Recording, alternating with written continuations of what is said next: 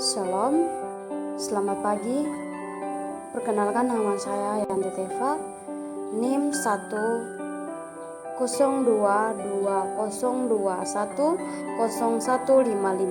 semester 1 kelas E. Jurusan Pendidikan Kristen Anak Usia Dini, mata kuliah konsep dasar PAUD. Baik, di sini saya akan membahas tentang tujuan pendidikan anak usia dini. Ada dua tujuan mengapa perlu diselenggarakan pendidikan anak usia dini, yaitu yang pertama, tujuan utama untuk membantu anak Indonesia yang berkualitas, yaitu anak yang tumbuh dan berkembang sesuai dengan tingkat perkembangan sehingga memiliki kesiapan yang optimal di dalam memasuki pendidikan dasar serta mengarungi kehidupan di masa dewasa. Yang kedua, tujuan penyerta untuk membantu menyiapkan anak mencapai kesiapan belajar atau akademik di sekolah. Adapun rentangan anak usia dini menurut pasal 28 Undang-Undang Sisdiknas nomor 20/2003 ayat 1 adalah 0 sampai 6 tahun. Sementara menurut kajian rumpun keilmuan PAUD dan penyelenggaraannya di beberapa negara, PAUD dilaksanakan sejak usia 0 sampai 8 tahun. Berikut beberapa ruang lingkup pendidikan anak usia dini. Yang pertama, 0 sampai 1 tahun, yang kedua 2 sampai 3 tahun, yang ketiga 3 sampai 6 tahun, yang keempat SD kelas awal atau 6 sampai 8 tahun. Saat ini sudah ada beberapa satuan pendidikan penyelenggaraan pendidikan anak usia dini, di antaranya adalah yang pertama Taman Kanak-kanak, yang kedua Raudatul Atfal, yang ketiga Bustanul Atfal,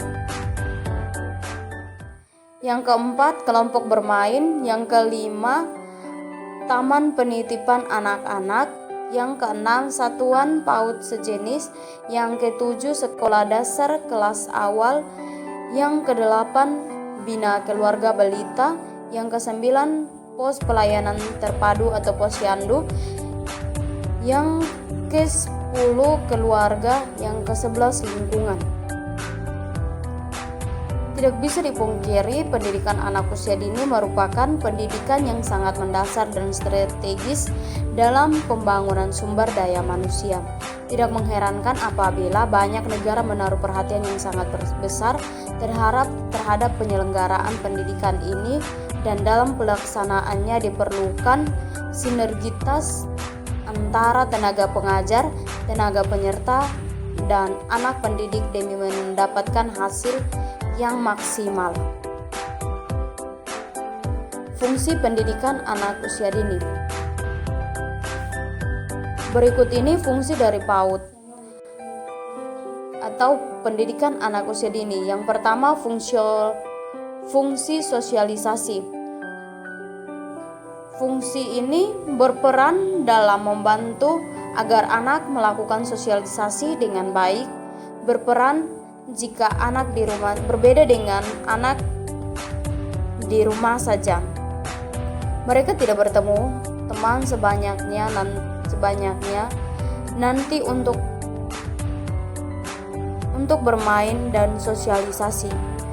Pendidikan yang diberikan membuat anak lebih banyak melakukan interaksi baik dengan guru atau temannya, dan juga memupuk mental anak-anak sejak dini. Yang kedua, fungsi bermain. Fungsi bermain merupakan hak yang harus didapat oleh anak. Jadi selama pembelajaran PAUD, anak akan belajar sambil bermain, kemudian dapat mengeksplorasi untuk membentuk pengetahuannya. Yang ketiga, fungsi adaptasi. Melalui PAUD, anak dibantu melakukan adaptasi ke lingkungan rumah maupun di sekolah. Anak tidak takut lagi jika bertemu dengan orang lain di lingkungannya, bahkan mereka tidak segan melakukan adaptasi. Yang keempat, fungsi pengembangan.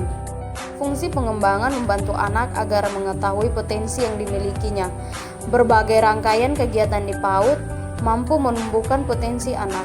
Bila potensinya sudah diketahui, maka tinggal diasah supaya dapat berkembang dengan baik. Yang berikut, komitmen pendidikan anak usia dini.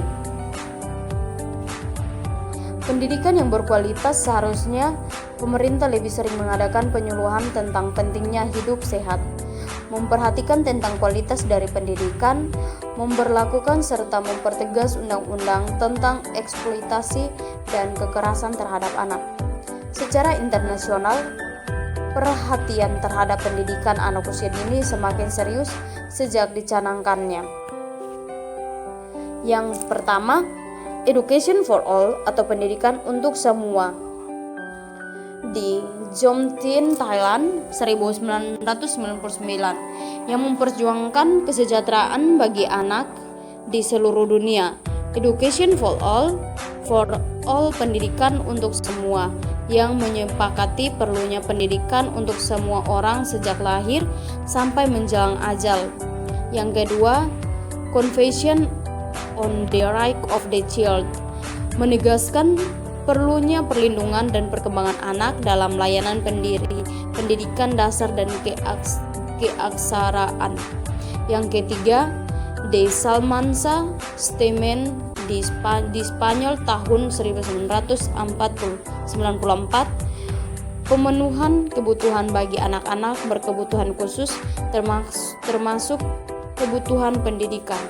Yang keempat, Deklarasi Dakar di Senegal tahun 2000 yang bertemakan pendidikan untuk semua dan semua untuk pendidikan atau Education for All and All for Education. Yang kelima, World Feed for Children dicanangkan dalam pertemuan pendidikan dunia di New York tahun 2002 yang telah menyepakati dunia aman dan kehidupan yang sehat bagi anak. World Feed for Children telah merencanakan kehidupan yang sehat, pendidikan yang berkualitas, perlindungan terhadap aniaya, eksploitasi, dan kekerasan, serta memerangi HIV/AIDS. 6. Early Childhood Care and Development adalah pertemuan besar di Kairo, Mesir tahun 2003 yang agenda utamanya adalah perawatan dan pengembangan usia dini. Yang berikut, kebijakan pendidikan usia dini. Berbagai kebijakan yang terkait dengan keberadaan pendidikan anak usia dini Indonesia telah ditetapkan dalam dokumen resmi negara seperti yang diuraikan berikut.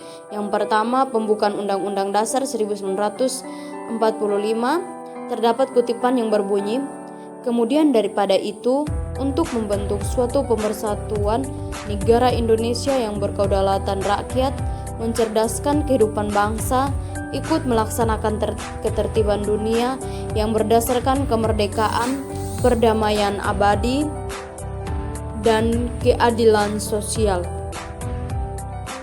Yang kedua, amandemen Undang-Undang Dasar 1945 tertulis pada pasal 28C ayat 2 bahwa setiap anak berhak mengembangkan diri melalui pemenuhan kebutuhan dasar, berhak mendapatkan pendidikan dan memperoleh manfaat dari ilmu pengetahuan teknologi, seni dan budaya demi meningkatkan kualitas hidupnya dan demi kesejahteraan umat manusia.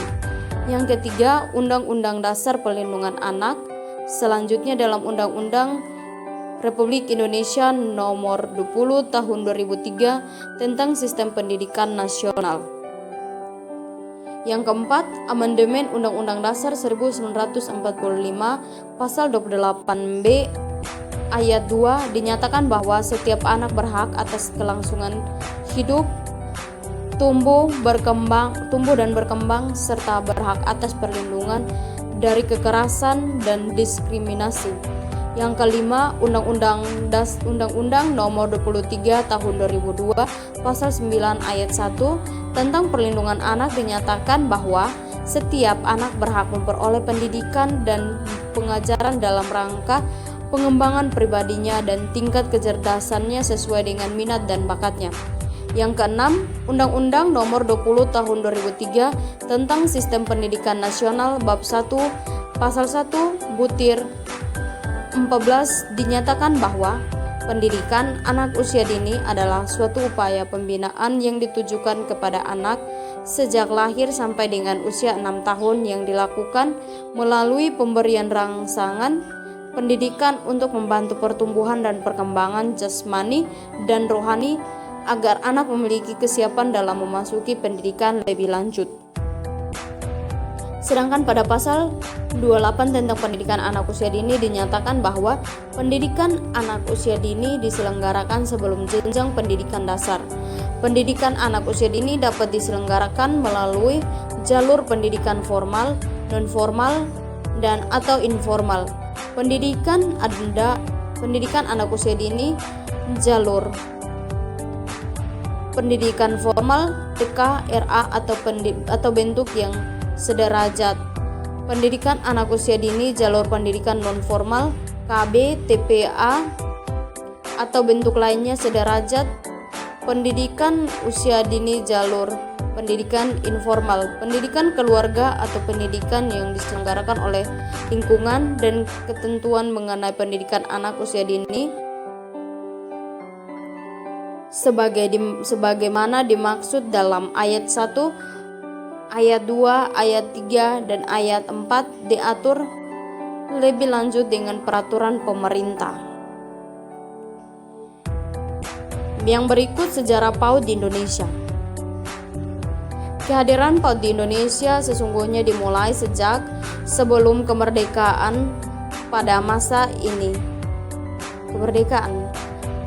ini setidaknya dapat ditelusuri melalui 2 periode, yaitu yang pertama pada masa pergerakan nasional pada penjajahan Belanda 1908 sampai 1941. Yang kedua, masa penjajahan Jepang 1942 sampai 1945. Sekian presentasi dari saya. Shalom, Tuhan Yesus memberkati.